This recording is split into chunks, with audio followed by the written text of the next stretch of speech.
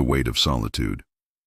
The glass towers of downtown Seattle reflected the gray November sky as Damian Cross stood at his penthouse window, watching the city below move with purpose while he felt nothing. At 41, he had built Nexus Technologies, from a college dorm room idea into a billion-dollar empire. His face graced magazine covers. His decisions moved markets. Yet standing here, surrounded by success, he felt like a ghost in his own life. 3 weeks had passed since the funeral. His younger sister Catherine had been the only person who saw past the empire, past the money, past the reputation. She had called him every Sunday, asked about his happiness, reminded him that success without connection was just expensive loneliness. Now she was gone, taken by a drunk driver on a rainy Tuesday, and Damian discovered that all his wealth couldn't buy him one more conversation with the person who mattered most. The corporate condolences had been swift and hollow. His executive team sent flowers. His board members expressed sympathy between quarterly reports. His assistant scheduled grief counseling he never attended.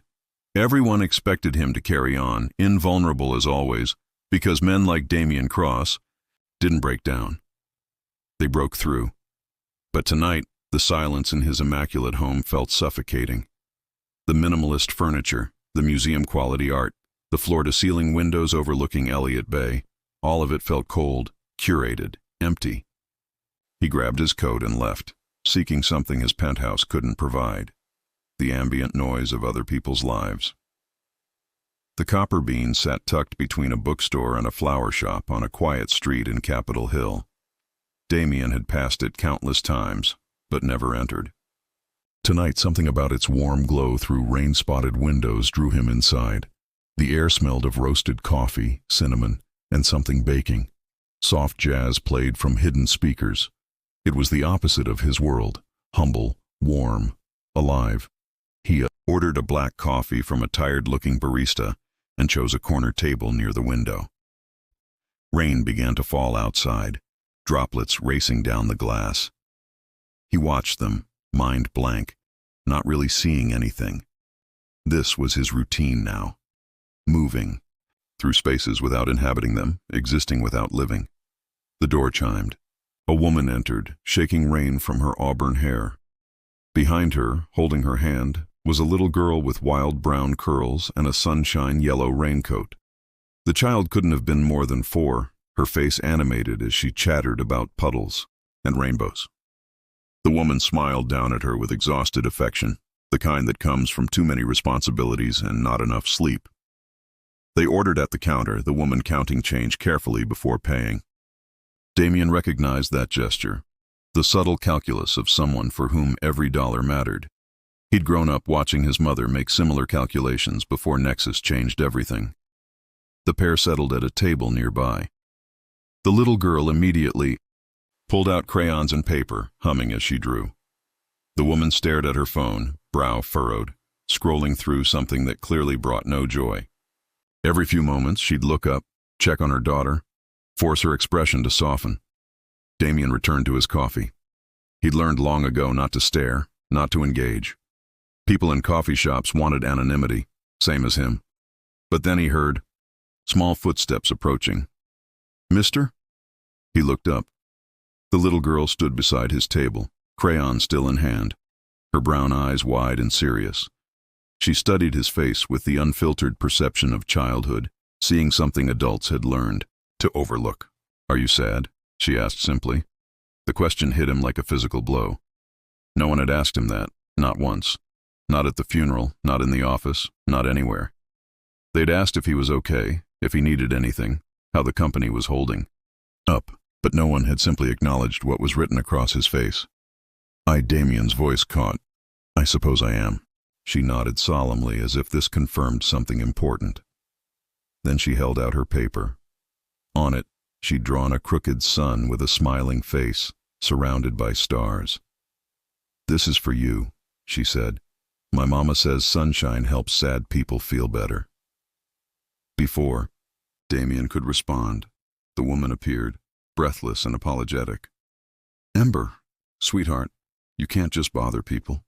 She looked at Damian, her green eyes mortified. I'm so sorry. She's friendly with everyone. It's all right, Damien heard himself say. He accepted the drawing, holding it carefully. This is very kind of her. Still, the woman placed a hand on Ember's shoulder. Come on, honey. Let's give this gentleman his space. But he's sad, Mama, Ember protested. We can't leave sad people alone. You said that. The woman's cheeks flushed. She met Damien's gaze briefly, and in that moment he saw something that mirrored his own exhaustion. Someone carrying too much, pushing through, pretending to be fine when everything hurt. It's truly all right, Damien said again. He looked at Ember. Thank you for the sunshine. I'll keep it somewhere safe. Ember beamed, satisfied. The woman managed a small, genuine smile before guiding her daughter back to their table. But something had shifted in the air. Three strangers in a coffee shop had shared a moment of unexpected honesty, and Damien felt the first crack in the ice that had formed around his chest. He looked down at the drawing. The crooked sun smiled up at him, surrounded by stars that were really just yellow scribbles. It was imperfect, spontaneous, given freely without expectation of return. He couldn't remember the last time someone had given him something that wasn't transactional. Over the next hour, Damien found himself stealing glances at the pair. The woman, whose name he learned was Sienna when another patron greeted her, worked on what looked like design sketches while Ember colored beside her. Their quiet companionship, the way Sienna would occasionally reach over to tuck Ember's hair behind her ear, the simple domesticity of their evening, all of it fascinated him. When they finally gathered their things to leave, Ember waved at him. Damien waved back, and for the first time in weeks, he felt something like warmth. That night in his penthouse, Damien did something unusual. He took the crayon drawing and pinned it to his refrigerator, a splash of childish color in his monochrome kitchen. Then he sat at his counter and realized he was smiling. Just a little. Just enough. The next morning, against all logic and routine, Damien found himself driving back to Capitol Hill. The copper bean looked different in daylight, more worn, smaller, undeniably real. He went inside, ordered the same black coffee, sat at the same corner table. They weren't there. Of course they weren't. He had no reason to expect them. But he stayed anyway, laptop open but ignored, watching rain-washed streets and listening to conversations swirl around him. The third day, they appeared. Sienna carried 2 paper bags that looked heavy, Ember chattering beside her about something involving butterflies. When Ember spotted Damien, her face lit up like he was an old friend. "Sunshine Man," she called out, breaking free from her mother to run over. "You came back." Sienna hurried after her, apologizing again, but Damien was already smiling. "I did," he confirmed. "I wanted to thank you again for the drawing. It's on my refrigerator." Ember's eyes widened. "Really?" "Really." Something shifted in Sienna's expression, a softening around her eyes. That's really sweet of you." She hesitated, then added, "I'm Sienna. This force of nature is Ember." "Damien," he replied, standing to shake her hand. Her grip was firm, despite paint stains under her fingernails. "It's nice to officially meet you both." What started as brief politeness stretched into conversation. Sienna mentioned she was a freelance graphic designer, working from coffee shops because her apartment was too small for a proper office. Ember chimed in with details about her preschool, her favorite color changing every other sentence, her upcoming birthday party that would have exactly 3 guests because that's how many friends fit in their tiny living room. Damien listened. Truly, listened in a way he hadn't in months. There was something disarming about their honesty, the way Sienna didn't pretend life was easy, the way Ember saw magic in ordinary things. They had so little compared to his world of abundance, yet they seemed infinitely richer in the things that actually mattered. When they finally excused themselves, Sienna gathering her bags and Ember waving goodbye, Damien realized he'd forgotten to open his laptop. He'd forgotten about the board meeting he'd rescheduled. He'd forgotten, just for an hour, to be Damien Cross, the CEO, and had simply been Damien, a man having coffee with friendly strangers. He returned the next day. And the day after. Sometimes they were there, sometimes not. But slowly patterns emerged. Tuesday afternoons, Thursday mornings, Sunday evenings when Sienna worked late, and Ember drew pictures of increasingly elaborate castles. They never asked what he did for work, never Googled his name.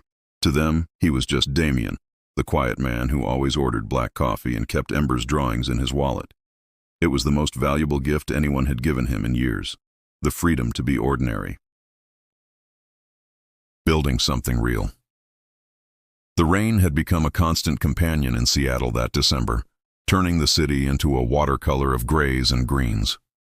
Damien found himself navigating between two worlds, the steel and glass towers where Nexus technologies shaped the future, and the warm, worn interior of the copper bean, where Sienna and Ember reminded him what the present could feel like. It started with small things. Damien noticed Sienna's laptop was ancient, its battery dying after barely an hour. He said nothing, but the next week he arranged for a tech company he'd invested in to donate refurbished equipment to local freelancers.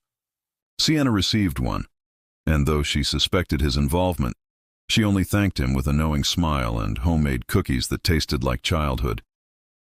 He noticed Ember's raincoat had a broken zipper she constantly struggled with. The following. Tuesday, a package arrived at their apartment. A new coat, sunshine yellow like the old one, with reinforced zippers and her name embroidered inside.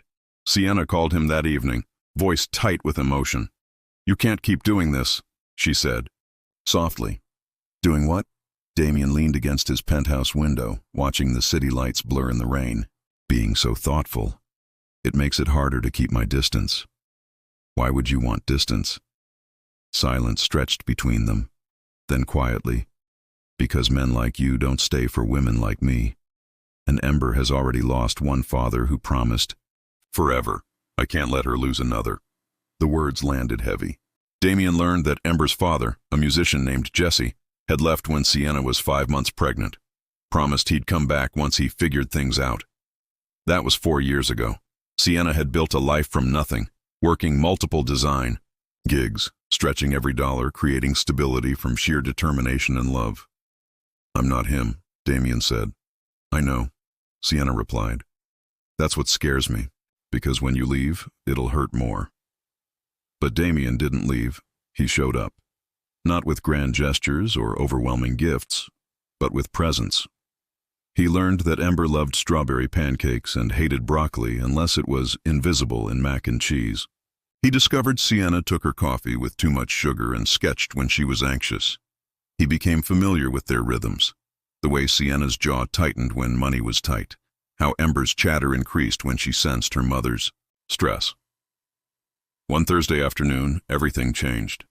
Damien was reviewing contracts at his usual table when his phone buzzed. A text from Sienna, unusual because she rarely texted during work hours. "Emergency, can you come to Harborview?" His heart stopped. He was out the door before his assistant could ask where he was going, driver barely keeping up with his urgency. At the hospital, he found Sienna in the emergency waiting room, mascara-streaked, hands shaking. "Ember," she managed. "Fever, seizure, I couldn't wake her up properly." Damien sat beside her, taking her cold hands in his. "Tell me what happened." The story came in fragments. Ember had been sick for 2 days, just a cold, Sienna thought. Then this morning the fever spiked. Ember started shaking, eyes rolling back. Sienna had no car, couldn't afford an ambulance, had carried her daughter 6 blocks to the bus stop in the rain. "I should have brought her in sooner," Sienna whispered, tears finally breaking free. "I waited because the copay, because I thought it was just a cold and now stop." Damien's voice was gentle but firm. "You did everything right. You got her here. That's what matters." He stayed, through the hours of waiting, through the tests and the worry. When the doctor finally emerged to say Ember had a severe ear infection that caused a febrile seizure, that she'd be fine with antibiotics and monitoring, Sienna collapsed into Damien's arms and sobbed with relief. Later, when Ember was sleeping peacefully in a hospital bed, monitors beeping softly, Damien sat beside Sienna in the dim room. She held her daughter's small hand, thumb stroking the pulse point at her wrist, as if reassuring herself of life. I can't afford this, Sienna said quietly. The ER visit, the tests, the overnight stay. I have insurance, but the deductible. She laughed bitterly. I was saving for Ember's birthday party. Now I'll be paying this off for years. Damien said nothing for a long moment. Then, what if you didn't have to? She looked at him sharply. No, absolutely not. Sienna, I'm not a charity case, Damien. I appreciate everything, but I can't let you pay my bills. That's not... She struggled for words. That's not a relationship. That's dependence. What if it's just someone who cares helping?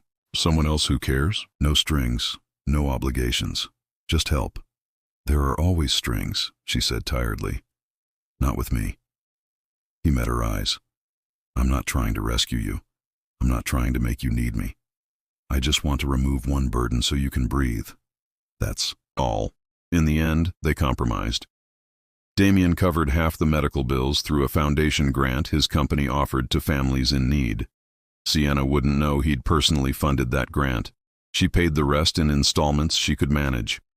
Both of them pretended it was purely practical, not the intimate act of care it truly was. 2 weeks later, on a rare sunny December afternoon, Damien invited them to Discovery Park. Ember, fully recovered and more energetic than ever, ran ahead. On the beach trail, while Damien and Sienna walked behind, close enough that their hands occasionally brushed. Can I ask you something? Sienna said, watching Ember chase seagulls. Anything. Why us? You could have anyone do anything. Why spend your time with a broke designer and her hyperactive daughter? Damien was quiet for a moment, watching Ember's joy. My sister died 2 months ago. Car accident. She was the only person who knew me. Really knew me. After she was gone, I realized I'd built this entire life that looked perfect but felt empty. Success without connection. Just expensive loneliness. He picked up a smooth stone, turned it over in his palm. Then Ember walked up to me in a coffee shop and asked if I was sad. No one else had. They'd asked if I was okay, if I needed anything, but no one actually acknowledged what was right there on my face. She saw me. And you. He glanced at Sienna. You see me too. Not the CEO, not the money. Just me. Sienna's eyes glistened. Damien, I'm not finished. He smiled slightly. You're brilliant, resilient, funny, and fiercely protective of what matters. You built a life from nothing and made it beautiful. Ember is joyful and kind because you taught her to be. You have everything that matters, and I have everything that doesn't. So why you? Because you remind me what life is supposed to feel like. She stopped walking. For a long moment, she just looked at him. This complicated man who'd somehow become essential. Then she reached up and kissed him, soft and tentative, her hand curving against his jaw. When they broke apart, Ember was running back toward them, arms spread wide. I found 17 perfect shells, she announced proudly. Then, noticing their closeness, she grinned. Are you going to be my new daddy? Sienna flushed crimson. Ember, that's not... But Damien knelt to Ember's level, his expression serious. I'd like to be your friend, he said carefully. A really good friend to both you and your mama. Would that be okay? Ember considered this with great solemnity. Then she threw her arms around his neck. Okay, but you have to come to my birthday party. It's princess-themed. Over Ember's shoulder, Damien met Sienna's eyes. She was crying again, but smiling. I'll be there, he promised. The birthday party was held in their small apartment, decorated with homemade banners and dollar store balloons. Ember's 3 preschool friends ran wild while Sienna attempted to supervise with the help of 2 other mothers. Damien arrived with a reasonable gift, a set of art supplies Ember had mentioned wanting. Nothing excessive, nothing that would make Sienna uncomfortable. But he also brought something else, himself. He sat on the floor playing princess. Tea Party wore a plastic tiara without complaint and made all the children laugh with terrible puppet voices. The other mothers watched him with curiosity, whispering questions to Sienna that she deflected with practiced ease. After the party, after the children were collected and the apartment was a disaster of torn wrapping paper and cake crumbs, Damien, stayed to help clean. Ember had crashed on the couch, tiara askew, clutching her new crayons. Sienna filled trash bags while Damien tackled dishes. "You didn't have to stay for this part," Sienna said, bumping his shoulder. "I wanted to." He rinsed a plate. "This is real life. The messy, exhausting, beautiful parts. I don't want to just show up for the highlight reel." She set down her trash bag and moved to stand beside him, hip pressed against his. They washed dishes in comfortable silence, and somehow it felt more intimate than any expensive date could have. That's when her phone rang. An unknown number. Sienna frowned, but answered. The color drained from her face. Damien watched her hand start to shake, her knuckles white around the phone. "No," she said. "No, you can't just. It's been 4 years, Jesse. 4 years." Damien's attention sharpened. He turned off the water, giving her his full focus. "A lawyer?" Sienna's voice rose. "You're going to sue me for custody. You abandoned us. You don't even know her favorite color." She listened, eyes filling with furious tears. "Tell your lawyer they can send whatever they want. Ember is mine. You don't get to destroy us again." She hung up and stood frozen, phone still clutched in her hand. Then slowly, she turned to Damien. "He wants joint custody," she whispered. "His lawyer sent papers. They're claiming I've denied him access, that I'm unfit because I work from home and can't provide stability. He got married. His wife can't have children. So now he suddenly wants Ember." Her voice broke. "He wants to take my daughter." Damien moved without thinking, pulling her into his arms. She collapsed against his chest, shoulders shaking with silent sobs. Over her head, his jaw tightened with controlled fury. "He won't," Damien said quietly. "I promise you, Sienna, he won't take her. You don't know that. He has money now, lawyers. I can barely afford. Look at me." He tilted her chin up. "Do you trust me?" She searched his face, then nodded slowly. "Then let me help. Really help. Not halfway, not compromises. Let me stand beside you and fight this together." "Damien, I can't ask you to—" "You're not asking. I'm offering. Because that little girl in there deserves her mother, and her mother deserves someone in her corner." His thumb brushed away her tears. "You've been strong alone for too long. Let me be strong with you." Sienna kissed him then, desperate and grateful, pouring 4 years of loneliness and fear into the connection. When they broke apart, she whispered against his lips, "I'm terrified of needing you." "Need me anyway," he replied. "I'm not going anywhere." The next morning, Damien made a call. By afternoon, Sienna had a meeting with Margaret Chen, one of the best family lawyers in the state. By the end of the week, Jesse's lawyer received a detailed response that outlined every abandoned promise, every missed child support payment, every year of absence. The case never went to trial. When Jesse realized he was facing someone with both evidence and resources, his resolve crumbled. His new wife, it turned out, hadn't known about Ember's existence. The marriage dissolved shortly after. Jesse dropped the custody claim with a half-hearted apology Sienna never acknowledged. Through it all, Damien was there. Not controlling, not taking over, just present. He sat through legal meetings, held Ember when she sensed the tension, made sure Sienna ate when stress stole her appetite. He showed up in the quiet, unglamorous moments when showing up mattered most. 2 months after the custody scare ended, on a February evening when rain drummed against windows and Ember slept peacefully in her bedroom, Sienna and Damien sat together, on her worn couch, her head on his shoulder, his arm around her waist. "I love you," she said simply. "I've been terrified to say it, but I do. Completely." Damien pressed a kiss to her hair. "I love you both. I think I have since a 4-year-old asked me why I was sad and handed me a crayon drawing." She lifted her head to look at him. "What now?" "Now?" He smiled, the real smile that transformed his face. "Now we keep building this. Messy, real, ours. No timelines, no pressure. Just us figuring it out together."